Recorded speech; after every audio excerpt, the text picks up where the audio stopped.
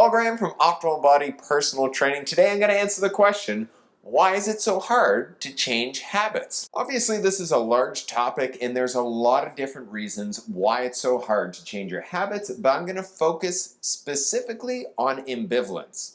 Every change you're looking to make to your habits will have some degree of ambivalence to it. So there's going to be reasons you want to change, reasons you don't want to change. If there wasn't any ambivalence to it, you'd simply make that change without even thinking about it and it'd be done with.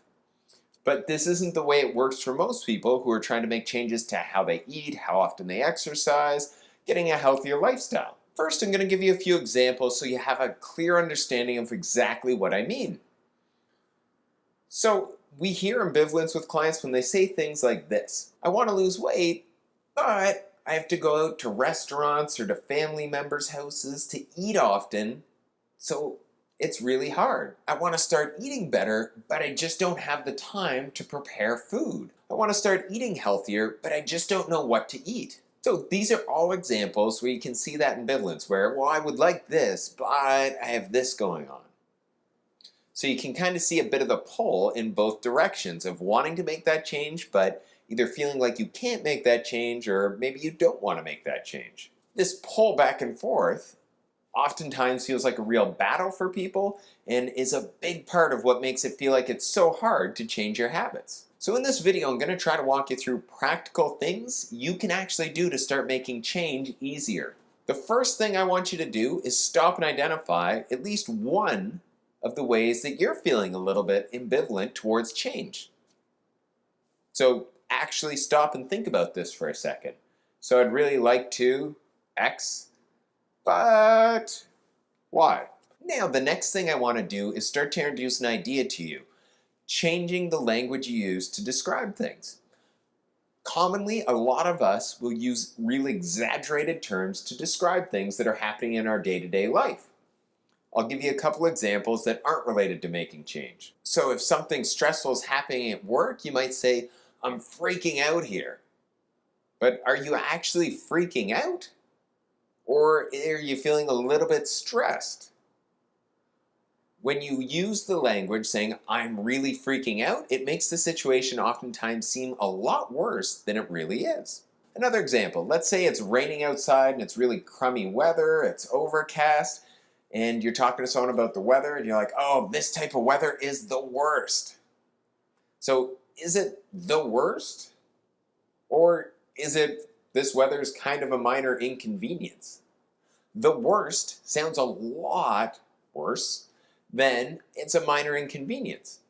If you start paying attention, almost all of us use these large exaggerated terms to describe challenging things or bad things that are happening in our day-to-day life, and it gives them a lot more color and makes them seem way bigger than they are. So let's look at these two examples and change the language around that. I have this project due at work. I'm a little bit concerned I might not get it done on time. I'm feeling a little bit stressed. Or it's raining outside, it's cloud covered, that weather's a little bit of a minor inconvenience. Use this and make one specific change to how you talk about your ambivalence. So if you look at your ambivalence, chances are you said, I really wanted this, but that. What I want you to do is just one minor thing. I want you to change the word but.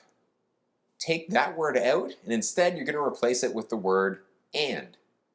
So let's go back to the examples I was using earlier. So I really want to lose weight, but I have all these social engagements where I'm going to be eating at restaurants or family members' houses, so it's really hard to lose weight. So that would change to something along the lines of, I really want to lose weight, and I have a lot of social engagements where I have to eat out at restaurants or family members' houses. That's going to make it challenging to lose weight. It feels different when I use the word and, doesn't it? Let's go to the second one. So I really want to start eating better, but I don't have enough time to prepare food. So that changes to I really want to eat better and I don't have enough time to prepare food. The final one, I really want to start eating healthy, but I don't know what to eat. Changes to I really want to start eating healthy and I don't know what to eat. Now you might be thinking, what's the big deal about changing but to and? But really listen to those sentences and how it changes things. Instead of it having these two things that are at odds with each other, you're saying both of these things are true. So it turns it more into something you need to address instead of something you need to fight against. So I want to eat healthy and I'm not sure what to eat. You simply need to figure out, well, what do I actually have to eat? When you say, but I don't know what to eat, makes it sound like it's impossible to do the first thing.